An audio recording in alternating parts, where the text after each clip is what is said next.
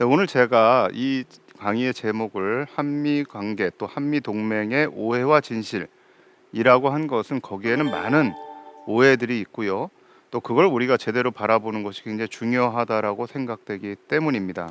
이 한미 관계 그리고 한미 동맹을 우리가 어떻게 보아야 하는가라는 것은 굉장히 중요한 것 같습니다. 왜냐하면 지금의 많은 분들이 한미 관계를 얘기를 할 때 굉장히 본인의 정치적인 입장을 가지고 이 관계와 동맹을 재단하고 분석하는 경우들이 있기 때문에 무언가 저는 좀 더 객관적으로 봐야 된다라고 좀 생각을 합니다. 한국과 미국의 관계는 다른 나라와의 관계와는 차이가 있습니다. 바로 동맹 관계라는 거죠. 그러니까 우리가 외교 관계를 맺고 있는 거는 사실 일본과도 맺고 있고 중국과도 맺고 있고 전 세계의 수많은 나라와 외교 관계를 맺고 있습니다. 그런데 그 나라 중에 동맹 관계를 맺고 있는 것은 사실은 이제 미국밖에 없습니다. 근데 이 동맹 관계라는 건요, 일반적인 외교 관계와는 좀 다릅니다. 왜냐하면 어떤 이 동맹 관계를 맺고 있는 나라들 사이에 공동의 이해관계를 갖고 있을 때 사실은 동맹이라는 것이 가능해지거든요. 근데 한국과 미국의 경우에는 일단 가장 중요한 것이 안보라는 부분에서 동일한 이해관계를 갖고 있습니다. 그러니까 이 북한을 비롯해서 이 공산주의의 확산을 막는다라는 부분에서 안보적 이해관계가 일치가 되는 거죠. 그렇기 때문에 이제 한미 상호 방위 조약이라는 것을 한국과 미국 맺게 됐는데 원래는 이제 1953년에 가조인이 되었고요. 이게 이제 가조인이라고 말씀드리는 거는 조인은 됐는데 아직은 발효가 되지 않은 상황을 얘기를 합니다. 그랬다가 1954년에 발효가 되는데 이게 이제 1년 있다가 발효가 되는 이유가 한미 합의 의사록이라고 하는 또 다른 그런 한국과 미국 사이에 합의가 이루어진 다음에 가서야 한미 이 상호 방위 조약이 본격적으로 이제 실효가 되기 시작을 합니다. 그러니까 이런 부분들도 사실은 한미 관계의 굉장히 특수성을 보여주는 부분이고 한미 동맹의 성격을 보여주는 건데요. 사실 이런 어떤 안보적인 것이 가장 기본이 되어 있다면 안보적인 것 외에도 한국과 미국 사이에는 많은 경제적인 협정들이 맺어져 있습니다. 그러니까 가장 먼저 이제 맺어진 협정이 1952년과 53년에 한국과 미국 사이에 이 경제적이고 원조 정책을 둘러싼 협약이 맺어집니다. 그리고 이제 그 두 협약을 포함해 가지고 1961년 2월에 한미 경제기술 원조 협정이 맺어집니다. 또 2006년에는 많은 분들이 기억하고 계시겠습니다만 한미 FTA 협정이 맺어집니다. 뭐 이 외에도 굉장히 많은 협정들이 맺어지고요. 또 중간중간에 기존에 맺었던 협정들이 좀 바뀌기도 하고 또 새롭게 내용이 추가가 되기도 하는데요. 대부분은 국제협약의 틀 안에서 맺어진 협정들이라고 할 수 있습니다. 그러면 이렇게 많은 협정을 맺으면서 진행되어 온 한미 안보 동맹의 특징 무엇이냐? 이것부터 먼저 살펴보겠습니다. 우선 첫 번째로 국가 안보에 위협이 발생했을 때 상호 간에 돕는다라고 되어 있습니다. 기본적으로 공산주의의 확대를 막기 위한 부분으로서 규정이 되어 있는 거고요. 두 번째는 동맹은 공통의 국가 이익을 위하여 상호 협조 관계를 조약으로 의무화한 상태다라는 부분들이 두 번째 특징이라고 할 수가 있습니다. 그런데 이제 여기에서 이 상호방위 조약에서 나타나는 특징을 보면 첫 번째가 비대칭적 관계라는 겁니다. 그러니까 이게 지금 한국 내에서 안보가 문제가 되었을 때에는 미국이 이것을 해결하기 위해서 도와줄 수는 있는데요. 미국 내에서 문제가 생겼을 때 한국이 가서 미국 내의 문제를 도와주는 것은 아닙니다. 그러니까 일단은 비대칭적이라고 할 수 있고요. 두 번째는 미국의 헌법의 절차를 따라서 한국을 도와주는 거를 결정한다라고 되어 있습니다. 사실 이 부분이 굉장히 중요한 부분인데요. 유럽을 도와줄 때의 나토, 북대서양 조약기구라든가 또 일본이 문제가 생겼을 때 미일 안보 조약과는 좀 차이가 있습니다. 그러니까 이 나토나 미일 안보 조약 같은 경우에는요. 헌법적 절차와 관계없이 자동적으로 미국이 개입을 할 수가 있습니다. 한국에서는 헌법적 절차를 따른다라고 되어 있습니다. 이건 무슨 얘기냐면 대통령이 내가 지금 굉장히 중요하다라고 결정을 하더라도 미국 의회가 이 부분들을 동의하지 않으면 사실은 미국은 개입할 수 없다라는 거를 의미를 합니다. 그 다음에 이제 세 번째의 특징은 작전 통제권 문제라고 할 수가 있습니다. 지금도 사실 굉장히 많이 문제가 되고 있죠. 주한 미군 사령관 겸 주한 유엔군 사령관이 한국군의 작전 통제권을 가지고 있습니다. 이게 이제 아까 말씀드렸던 것처럼 1953년에 한미 상호 방위 조약을 맺었지만 이게 54년에 한미 합의 의사록이 맺어진 이후에 가서야 한미 상호 방위 조약이 실효가 시작됐다라는 부분들이 바로 이 작전 통제권 문제와 관련이 있습니다. 미국은 한국군의 작전 통제권을 주한미군 사령관이 갖기 전에는 한미 상호 방위 조약을 실효시키지 않았던 거죠. 한미 간의 상호 방위 조약은 작전 통제권 문제와 굉장히 중요하게 연결이 돼 있고요. 또 하나 중요한 게 한미 합의 의사록을 맺을 때 그러면 한국군의 작전 통제권을 그냥 가져갔느냐? 그게 아니에요. 가져갈 때 그거에 대한 또 다른 대가를 줍니다. 그 대가 뭐냐면 한국에 대해서 군사 원조를 주겠다라는 겁니다. 그러니까 당시에 한국 정부의 상황 자체가 전후에 굉장히 많은 전쟁의 피해를 봤기 때문에 큰 규모의 군대를 유지할 수가 없었어요. 그러니까 그 한국군의 큰 규모를 유지하기 위해서 미국은 한국에 대해서 군사 원조를 준다. 그 대신에 작전 통제권은 주한미군 사령관이 가져간다. 이게 이제 두 개를 서로 연계했다라는 겁니다. 그런데 이제 또 하나 여기서 나타나는 사실은 처벌 조항이 없어요. 한국 정부가 또는 한국군이 어떤 훈련이라든가 어떤 사건이 있어서 군대를 이동을 시키거나 또는 작전을 짤 때 주한미군 사령관 겸 주한유엔군 사령관이 이거를 허가하지 않으면 사실은 군대를 움직일 수가 없고 군대 훈련도 이 허가 이후에 할 수 있는 이제 그런 부분들이 이게 연계가 돼 있는데, 그럼 만약에 그런 어떤 주한미군 사령관의 허가를 받지 않고 군대를 움직이면 어떻게 될 거냐, 그거에 대한 사실 처벌 조항이 없어요.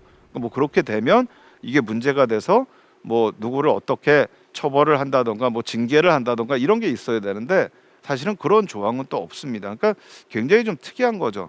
근데 이게 이제 처벌 조항이 없다 보니까 어떤 문제들이 발생을 하냐 하면 1961년하고 1979년에 두 번 이제 그런 문제가 발생을 했어요. 또 80년에 있었던 광주 민중항쟁 때도 역시 이제 한국군이 움직이는데 61년하고 79년에 군사정변이 일어났을 때에 그때 한국군이 움직일 때 군사정변을 일으킨 군사 세력들이 주한미군 사령관한테 허가를 받지 않고 군대를 움직입니다. 이건 사실은 한미 합의 의사록에 있는 내용을 어긴 겁니다. 이제 이 부분에 대해서 뭐 처벌이 있다던가 어떤 징계가 있다던가 해야 되는데 사실은 어떤 징계도 없었고 어떤 처벌도 없었습니다. 이제 이게 문제가 되는 거고요. 광주 민중항쟁에서도 거기에 한국군을 투입했을 때 과연 그럼 주한미군 사령관이 그걸 승인을 했느냐? 이 부분이 계속해서 문제가 됩니다. 이것 때문에 1988년에 광주와 관련된 국회에서 청문회를 할 때 미국 정부에서 미국이 이 문제에 대해서 어떻게 했다라고 하는 답변을 보내는 일이 있는 거죠. 그 다음에 이제 네 번째로 유엔군 문제가 개입돼 있다라는 겁니다. 이거는 이제 우리 정전협정에도 그 문제가 똑같이 이제 개입이 돼 있는데요. 주한미군 사령관이 주한유엔군 사령관을 겸하게 되어 있습니다. 근데 이게 유엔군이라고 하는 부분들이 굉장히 특수해요. 왜냐하면 유엔이라고 하는 기구가 평화유지군을 만들어가지고, 사실 평화유지군은 굉장히 경찰의 역할을 하는데요.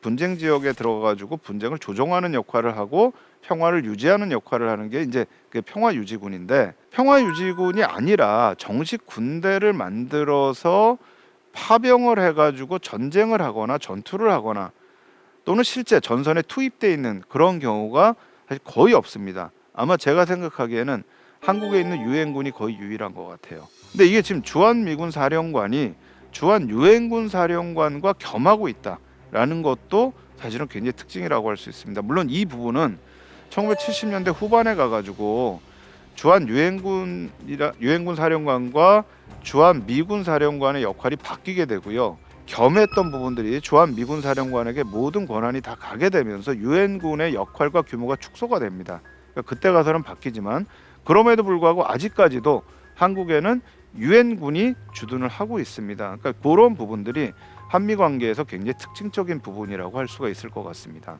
이런 특징을 갖고 있는 한미 동맹이 시작된 것은 6.25 한국전쟁이라고 할 수가 있습니다. 동맹을 맺게 된 것도 사실 전쟁이 발발했기 때문에 동맹을 맺은 부분들이 있고요. 뭐 많은 부분들이 동맹이라는 것이 이미 48년에 대한민국 정부 수립할 때부터 시작됐다라고 생각을 하시지만 사실은 그렇지가 않습니다. 왜냐하면 대한민국 정부가 수립된 이후에도 1949년 6월에 한국에 있던 미군이 다 철수를 합니다. 그러니까 1949년 6월부터 1950년 6월까지는 주한미군이 없는 상태예요. 그랬다가 6.25 한국전쟁이 북한의 남침으로 시작되고 나서 미군이 다시 오게 되죠. 그러니까 이게 한국과 미국의 관계라는 것 자체 기본적으로는 안보적인 특성을 가질 수밖에 없다라고 하는 것이 바로 이 한미 동맹의 특징이고 바로 한미 동맹이 시작되는 그런 부분이라고 할 수가 있습니다. 그래서 이제 이런 부분들 때문에 사실은 한국에서 미국에 대해서 가지고 있는 가장 중요한 어떤 이미지라고 하면 사실은 대한민국을 구해준 나라라고 하는 이제 그런 부분들이 있죠. 그러니까 우리가 미국과의 어떤 얘기를 할 때 사실은 미국이 한국에 대해서 좀 무리한 어떤 요구를 한다던가 또는 때로는 뒤에서 말씀드리겠지만 파병을 요구할 때 우리가 미국의 요구를 들어줘야 된다라는 부분들을 얘기하면서 가장 중요한 부분이 뭐냐면 결국은 한국 전쟁 때 미국이 우리를 구해줬는데 우리가 그거에 대해서 보응을 해야 되는 게 아니냐라고 하는 부분들이 굉장히 강하고요. 두 번째 이제 또 하나 중요한 이미지는 사실은 이제 경제 원조입니다. 그러니까 한국이 전쟁 이후에 지금 이렇게 경제를 잘 살게 되는 데 있어서 이제 미국이 도와줬던 부분들, 이거는 정말 제가 보기에는 부인할 수 없는 부분들인 것 같아요. 1950년대에는 무상 원조를 줬습니다. 그러니까 그때는 이제 전쟁의 폐허로부터 우리가 일어나야 되기 때문에 구호의 성격이 굉장히 강한 무상 원조를 줬고요. 60년대가 지나면 차관을 주기 시작을 합니다. 그래서 한국이 경제 개발 계획을 실시하는 데 있어서 필요한 그런 이제 차관들이 들어오게 되죠. 근데 이렇게 이 미국에 대해서 굉장히 우호적인 부분들에 대한 거는 사실 이전부터 굉장히 역사가 좀 길었던 것 같아요. 제가 한미 관계의 시작은 1948년이라고 했지만 사실 한국과 미국이 가장 먼저 조약을 맺었던 거는 1882년에 한미 우호 통상 조약입니다. 한미 우호 통상 조약이라는 게 굉장히 좀 이 특징적인 부분들이 있는데요. 한국이 그 시기에 다른 나라와 맺었던 조약들 중에 유일하게 평등 조약이었습니다. 사실 그 당시에 19세기 말은요 제국주의의 시대였기 때문에요 서양의 제국주의자들이 아시아 국가들과 협정을 맺을 때 대부분 불평등 협정을 맺습니다. 이제 가장 이제 대표적인 게 중국이 유럽 국가들과 맺은 협정이었고요. 일본이 이 메이지 유신 이후에 근대화에 성공했다고 했지만 사실 초기에 맺었던 대부분의 협정들이 불평등 협정입니다. 그래서 19세기 말까지도 일본은 이 불평등 협정을 평등 협정으로 바꾸는 부분들이 굉장히 중요한 국가적 과제였어요. 그런데 조선 같은 경우에는 1882년에 미국이 조선과 평등 조약을 맺은 겁니다. 뿐만 아니라 이 조약 내에 보면은요 미국이 조선 내에서 다른 나라와의 문제 중재 역할을 하겠다라는 내용이 그 안에 들어가 있습니다. 이게 이제 영어로 good office라고 얘기를 하는데요. 이제 이걸 통해서 다른 나라가 뭐 조선을 못 살게 굴 때 미국이 그거에서 중재 역할을 하겠다. 이제 요 부분들이 이제 또 이 당시에 조선 사람들한테는 이게 미국이 굉장히 그래도 좋은 나라가 아니냐. 뿐만 아니라 당시에는요 미국이 보냈던 외교관들이 선교사들입니다. 그러니까 정식 외교관이라기보다는 선교사들이 와가지고요 조선에서 병원도 세우고 학교도 세우고 이제 이런 것들을 합니다. 그러니까 그 시기에 미국의 선교사들이 세운 학교들이 지금에 있어서 우리나라의 최초의 근대적인 그런 학교가 되고 있고요. 또 최초의 근대적인 병원들이라고 할 수가 있는데요. 이제 이런 어떤 미국의 역할에 대한 그런 어떤 긍정적인 부분들이 굉장히 잘 드러났던 것이 최근에 이제 미스터 선샤인 같은 이제 이런 드라마들이 그 시기에 한국 사람들이 갖고 있었던 미국에 대한 굉장히 긍정적인 인식들을 보여줍니다. 그러니까 사실 이런 인식들이 한국이 이후에 있어서 미국이 해외에 여러 가지 활동을 하는 데 있어서 같이 미국에 따라서 이제 해외에 있었던 어떤 갈등이나 군사적인 분쟁에 개입을 하고 같이 파병을 하는 아주 중요한 요인이 되는데요. 이제 제일 대표적인 경우가 베트남 전쟁이었다라고 할 수가 있습니다. 그래서 이제 베트남 전쟁에 한국이 1965년부터 1973년까지 파병을 하게 되죠. 그래서 연인원 31만 명 정도가 참전을 하게 되고요.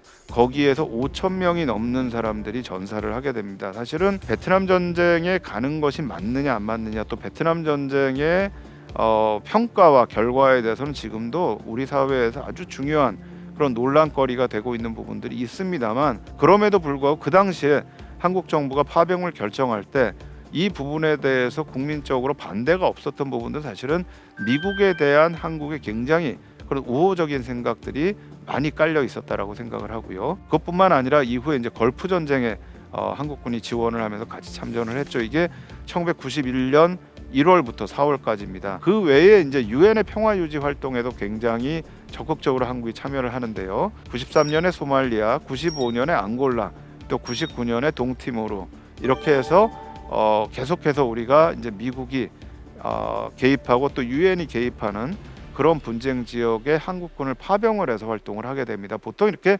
군대가 파병이 되면은요, 일반적으로 사회 내에서 여러 가지 좀 이 갈등이 좀 일어나게 됩니다. 이게 왜 그러냐면 사실은 우리 젊은이들이 분쟁 지역에 가는 거기 때문에 사실 굉장히 위험한 지역이 될 수가 있고요. 다른 나라의 분쟁에 개입을 했을 때 우리가 직접적인 이해관계가 있으면은 사실은 개입할 수 있는 명분이 있는데, 직접적인 이해관계가 없는 지역에 우리의 군대가 개입을 해서 문제가 된다 그러면 우리의 안보에도 직접적으로 문제가 될 수 있기 때문에 사실 사회 내부적으로 이게 어떤 이 컨센서스를 이루기가 굉장히 힘든 건데, 사실은 미국이나 유엔이 주도해서 가는 부분에 대해서는 우리 사회에서 크게 어떤 이런 이견이 나타나거나 문제가 되지는 않았던 것 같아요. 근데 최근에는 이제 사실 2003년에 이라크 전쟁에 한국군을 파병할 때는 그때는 사실 좀 문제가 있었죠. 내부적으로 이게 맞는 거냐 틀리는 거냐, 과연 이것이 정의의 전쟁이냐 아니냐라고 하는 문제가 있었고, 그럼에도 불구하고